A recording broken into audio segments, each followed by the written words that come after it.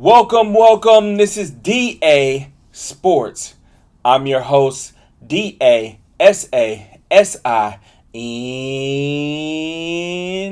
Thank you. I want to welcome you all. This is episode number 26.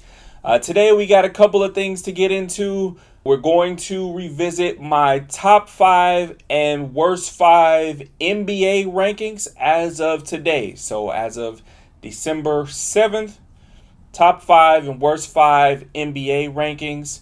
And then, of course, we're going to finish the episode with my picks for NFL Sunday. That is tomorrow, week 14, Sunday's picks. Again, my set of picks include my pick 3, my lock of the week, and my underdog pick of the week. So let's get into it.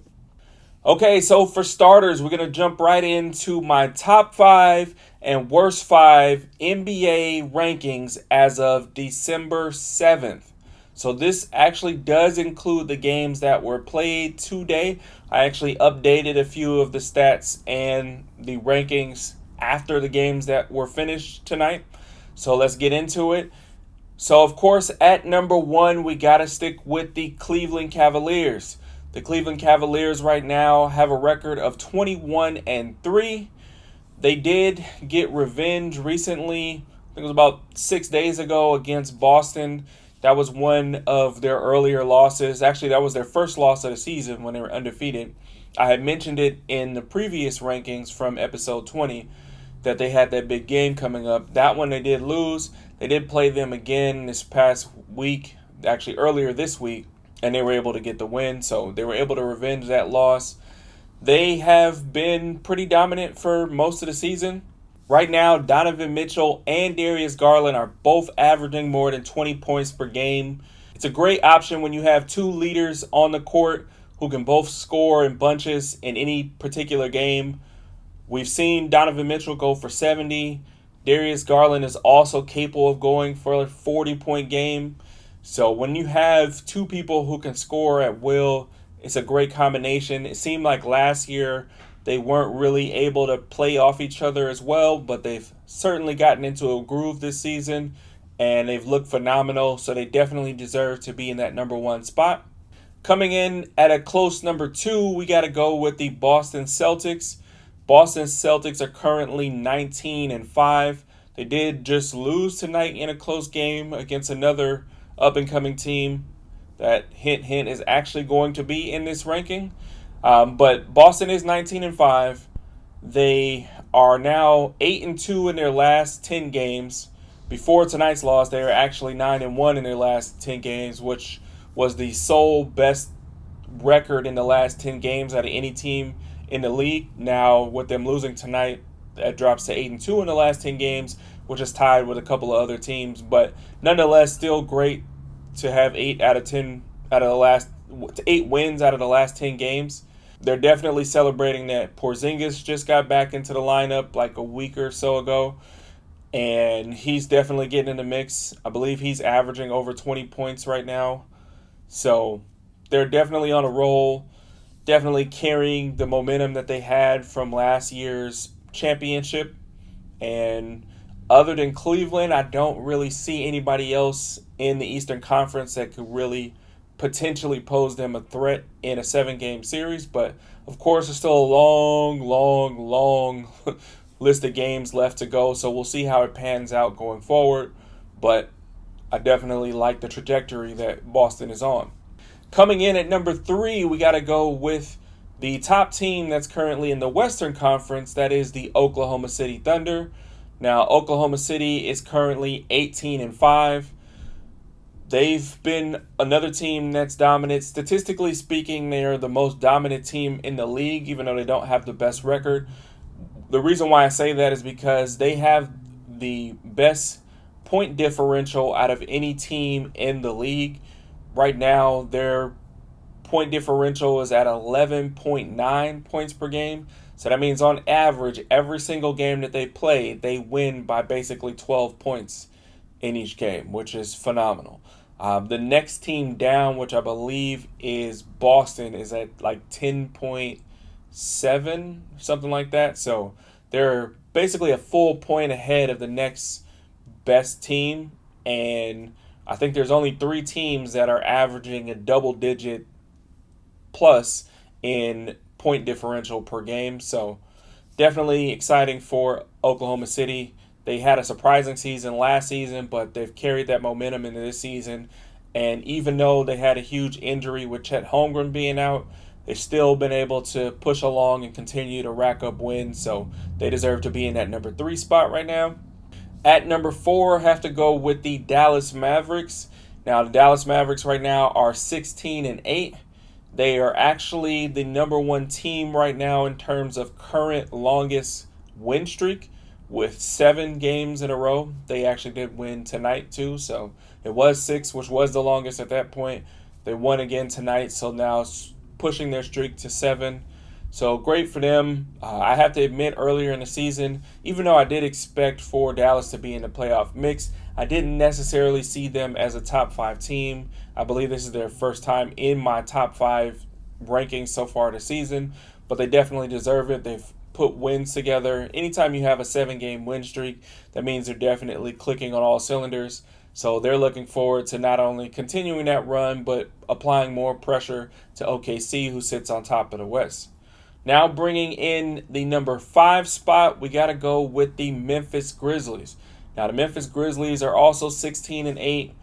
They are second in the league in points per game, currently at 121.4 points per game. It actually was 121.1 before tonight's game against Boston, but they went over that. It pushed it to 121.4. Definitely surprising a lot of people. Now, if you recall from one of my earlier episodes where I made my NBA predictions for the season, I actually predicted that Memphis would finish the regular season as the number 2 seed in the NBA. So even though they're not quite there right now, they're really close to it, and they're on the right track. John Morant has definitely got in the groove of things and making exciting plays game after game after game. But the thing that a lot of people aren't aware of is the depth of this team.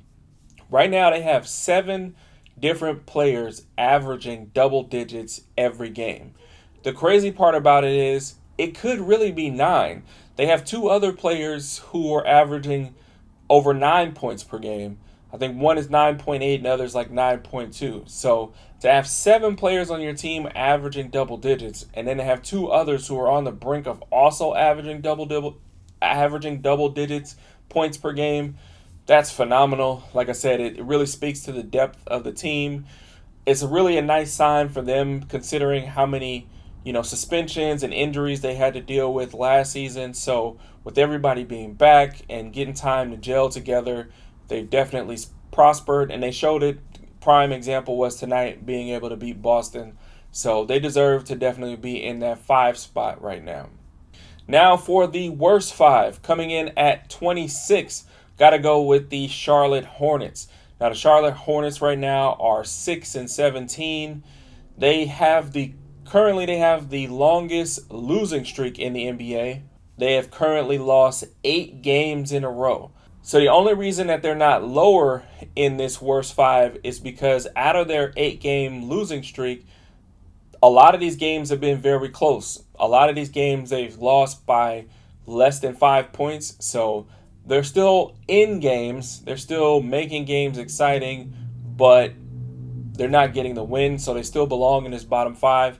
But out of all of these worst 5 teams, they actually do have the best point differential. So it speaks to them potentially being competitive, but just not being able to finish games. So right now, they deserve to be in this number 26 spot. Now coming in at 27, I got to go with the Utah Jazz. Now the Utah Jazz right now are 5-17. They have only won 2 out of their last 10 games. So definitely hard to put together wins when you can only win 2 out of 10. It's also really hard when you don't have a dominant scorer. Now, Lauri Markkanen is their leading scorer, but he's not averaging 20 points per game. He's like 19, so not far. But nonetheless, to have a team that doesn't have at least one player averaging over 20, it's going to be difficult most nights, especially with the pace of play in today's game. you need to have somebody who can consistently get you at least 20 points. And right now, that's not what they have. That's why their record is what it is, and it's why they are in the 27 spot right now. Now, coming in at number 28, I have to go with the Portland Trailblazers. Now, on paper, Portland should be not in this bottom five. Their record right now is 8-15. If you recall from the two previous records I mentioned for the teams in spot number 27 and spot number 26, their record is actually better. So you would think they'd be higher. But I can't. I can't do it. Why, you ask? Because they just lost their most recent game to Utah, the team ranked right above them in this worst five. But they lost by 42 points. And they were at home. They lost 141-99 at home to the Utah Jazz. So there's no way I can put them above Utah despite their record. If you lose by 42 at home to another bottom five team, you definitely deserve to be here regardless of how they've looked against other teams. So for now, they deserve to be in that 28th spot.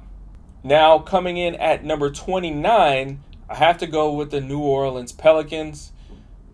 New Orleans Pelicans, to me, probably the most disappointing team of the season so far. Their current record is 5-19.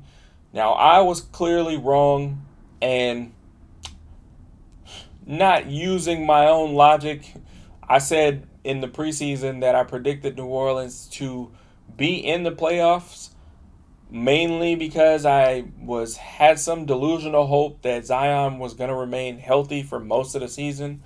Why did I think that? I have no idea. I think it was more so wishful thinking. As you know, he's out indefinitely, which at this time of the year, if you're out indefinitely with an injury, you're probably not going to be back even before All-Star break.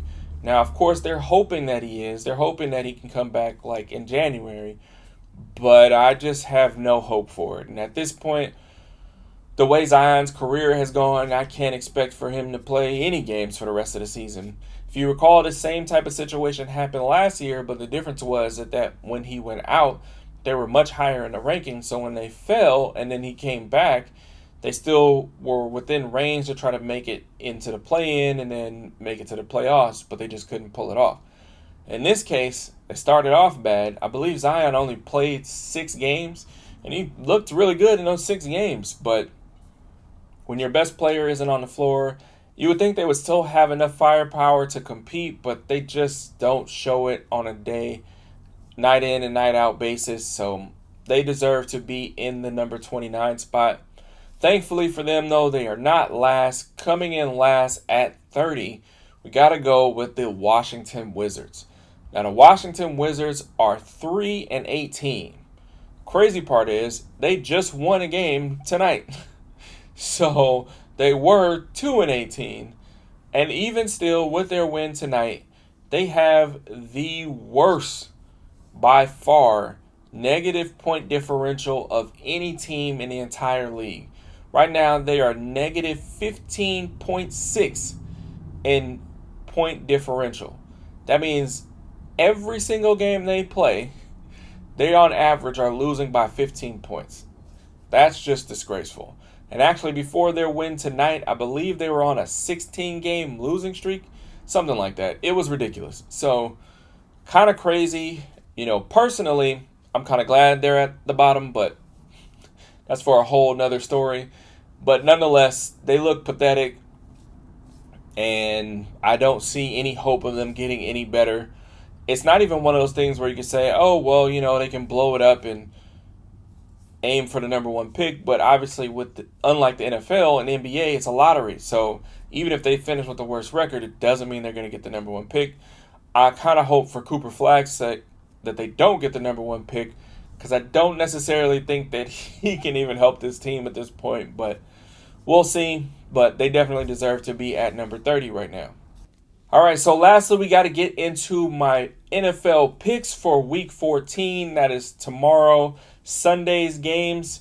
For those new to the channel, every episode that releases Sunday morning, I'm giving you a pick of 5 different games where I'm picking the winner in each game Three of them are part of my pick three package, where it's three games that I feel like could go either way, and I'm just picking the team that I think is going to win. One is my lock of the week, which is the game where I feel most confident about one team winning over the other.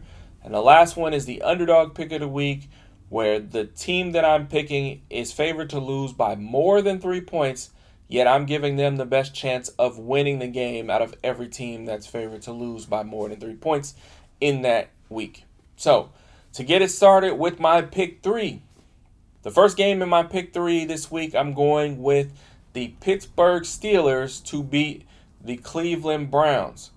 Now, currently, Pittsburgh is favored to win by 6.5 points.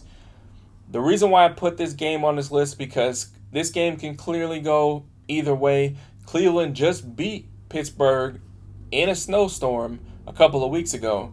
So even the spread being 6.5 seems like it might be a little too much. In the last game they played a couple of weeks ago, Chubb had multiple touchdowns. I'm sure they're going to be looking forward to getting him rolling again, considering he didn't have that big of a game last week. It's a division rivalry game, and especially in this division, the AFC North, it's a bruising division. Anything can happen in any given week. We've already seen each of these teams in this division beat each other up. It also, though, will make for great TV. For those that don't know, the AFC North is currently a part of the in-season Hard Knocks. So we'll definitely get all the inside looks of the preparation for this game and this matchup. Definitely looking forward to that. But ultimately, I just think that Pittsburgh is going to want revenge. They're coming off another huge divisional game from last week. And the offense looked its most explosive that it has all season. And if they can be that explosive, now granted, it was against a terrible defense, arguably the worst defense in the league. But I think that gave them confidence to where, coming off of losing to Cleveland 2 weeks ago, I think they're going to carry that momentum into this game and be able to pull off the win. Now, the next game in my pick three, I am going with the Miami Dolphins to beat the New York Jets. Now, Miami is favored to win by 6 points. Again, this is another division rivalry game, which means anything can happen. Before the season started, this was one of those games that I would have picked the Jets to win. But before the season started, I didn't think Aaron Rodgers was going to suck so bad. Not to say like he sucks in comparison to the average person, but I just mean like he's definitely not playing to the level that I expected him to. And as a team, despite all of their weapons, they're definitely not executing the way I think most people would expect them to. And I can't expect for that to change this week. Their last game against Seattle, they got out to a good start. They were winning by 14 points, and then they collapsed and couldn't score at all. Now, Seattle versus Miami, I think Seattle's defense is probably better, but when Miami's offense is clicking, I think they're leaps and bounds better than Seattle. Miami's offense has definitely looked a lot better since Tua has been back in the mix.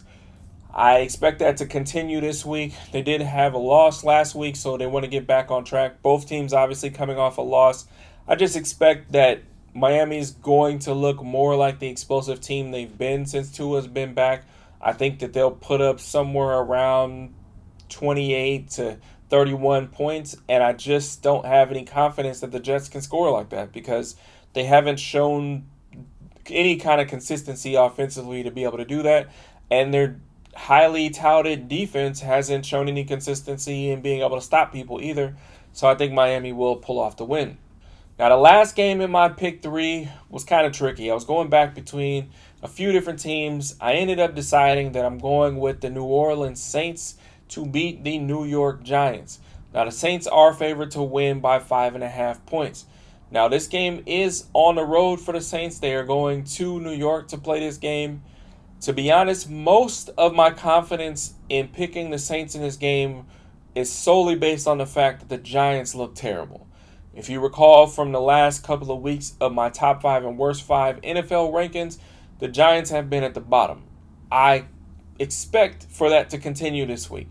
I haven't seen anything from them to suggest that they figure something out. Obviously, I mentioned weeks ago that they got rid of Daniel Jones, even though they made all these changes for their team to try to help him, and then they ended up cutting him.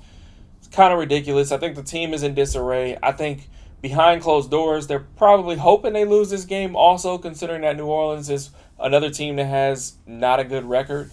But New Orleans has looked good since they fired their coach. They won 2 games. I believe they won 2 out of their last 3 games. So the offense has looked better. Marquez Valdez-Scantling has looked great since he's gotten in the mix. I think he scored a touchdown in almost every one of their last 3 games, something like that. So I just think ultimately that the Saints will be a little too explosive for the Giants. I don't think the Giants will be able to put up a lot of points against the Saints defense. So I think the Saints will get the win. Now moving on to my lock of the week. Now this week's lock of the week I feel super confident about. I think last week I talked about how every game I wasn't as sure of. I would say last week's lock of the week was probably my least confident lock of the week, even though I was right. This week might be one of the most confident locks of the week. Probably not more than the week I had picked Detroit to beat. I forgot who they played, but they won by like 40 or something like that. So not to that level, but in the ballpark. This week's lock of the week is the Tampa Bay Buccaneers. Now, I'm predicting the Tampa Bay Buccaneers will go at home. They will be at home and beat the Las Vegas Raiders. Now, Tampa Bay is favored to win by 6.5 points. Raiders are another one of those teams, kind of like how I mentioned with the Giants, where I just don't expect anything positive to come out of the team. They haven't shown me anything really. I will say at least I do sense effort from the Raiders team. Like, I feel like Antonio Pierce still has the team fighting on a daily basis. They just don't.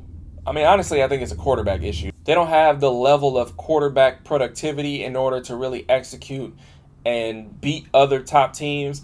And yeah, the Bucs maybe aren't considered a top team, but they do have a lot of impressive parts to the team. And I think that Tampa Bay is really starting to get their offense going. Bucky Irvin has really emerged. Even though technically he's still not the starter, he's been the most productive back, and I don't see anything from the Raiders that suggests that they're going to be able to stop him. So I do expect Tampa Bay to put up upwards of 30 points. I do expect the Raiders to probably score less than 20. So even though the spread is 6.5, I do expect not only for Tampa to win, but to cover the spread fairly easily.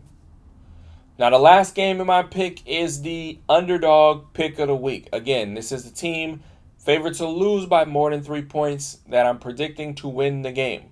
This is another week where there weren't very many options that I felt confident in, but this is the one that I'm going with. The other one I was considering was the Bears against the 49ers, but I didn't pick that one. I am going with the Los Angeles Rams to pull off the upset against the Buffalo Bills. Now, the Bills have been hot. I've already said that Josh Allen right now is the front runner for MVP, and they've been destroying teams. Now, the interesting part is last week they had San Francisco travel from the West Coast to the East Coast to play in the snow. This week, they're now traveling from the East Coast to the West Coast to play in a dome. So the Rams are at home. Buffalo's traveling there. The current spread is 3.5. So it's just barely eligible for my underdog pick of the week. And they say typically for home teams you would get like an automatic 3 points. So if you were going by that, then you would say that odds makers are saying that the Bills are about a touchdown favorite over the Rams. Now, I think that the Rams have a really good chance of winning this game. I think this is one of those games where I wouldn't necessarily call it a trap game because the Rams aren't a terrible team. I just think they're a lot better team than their record shows. And they have the type of offense to kind of really attack the weaknesses of Buffalo's defense. So we'll see how it all plans out. Obviously, I wouldn't be surprised if Buffalo wins, but I do think that the Rams have a legit chance of pulling the upset. And that's why I'm picking them for my underdog pick of the week. So that's it for this week's episode. I want to thank you all for tuning in. Please make sure you like and subscribe and share wherever possible. And I look forward to seeing you in the next episode. Peace.